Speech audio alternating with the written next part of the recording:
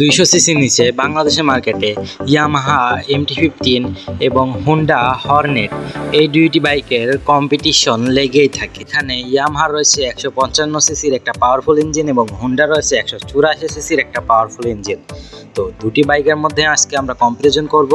তো দেখতে চলেছি কোন বাইকটার প্রাইস কত। প্রথমে রয়েছে হোন্ডার প্রাইস, যেটা হলো 2,90,000 টাকা এবং MT-15 এর প্রাইস 4,45,000 টাকা। তো এই দুইটা বাইকের মধ্যে প্রাইস ডিফারেন্স রয়েছে প্রায় 1,55,000 টাকা। তো আজকে আমরা এই কিছু পয়েন্ট দিয়েই দেখব কোন বাইকটা বেশি ভালো।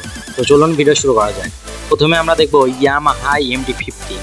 এটা বর্তমানে মোস্ট সেলিং একটা বাইক ইয়ামাহার, যার লুকসের কারণে এটা বিক্রি হয়। তো এর ডিটেলসে রয়েছে 155 সিসি লিকুইড কুল ইঞ্জিন, যেটা জেনারেট করে 18.4 এসপি এবং 14.1 নিউটন মিটার, এবং এটাতে রয়েছে 6 গিয়ার, যার কারণে টপ স্পিডটা অনেক বেশি।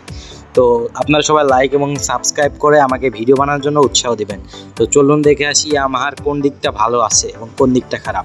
এর প্রাইস হচ্ছে সব থেকে বড় খারাপ দিক, এবং তাছাড়া সব কিছুই রয়েছে ইয়ামাহার ভালো দিক। মাইলেজও ভালো, ডিউরেবিলিটিও ভালো, পারফরমেন্স তো অসাধারণ, ভার্সেটিলিটিও ইয়ামাহার খুবই বেশি, মানে খুবই ভালো আর কি। তো এই জায়গায় কিন্তু ইয়ামাহা একদিক থেকে লস, সেটা হলো প্রাইস। তো এরপরে আমাদের লিস্টে চলে এসেছে হোন্ডা হর্নেট 2.0।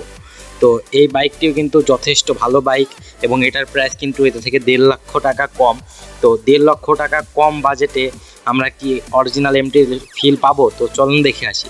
এটাতে রয়েছে 184 সিসির ইঞ্জিন এবং 17.3 হর্স পাওয়ার এবং 16.1 নিউটন মিটার, এবং এটা 5 স্পিড গিয়ার বক্স রয়েছে, যার কারণে এটা টপ স্পিডটা কিন্তু খুবই কম। পাশাপাশি দুইটি বাইকেরই কম্পারিজন আপনারা দেখতে পাচ্ছেন।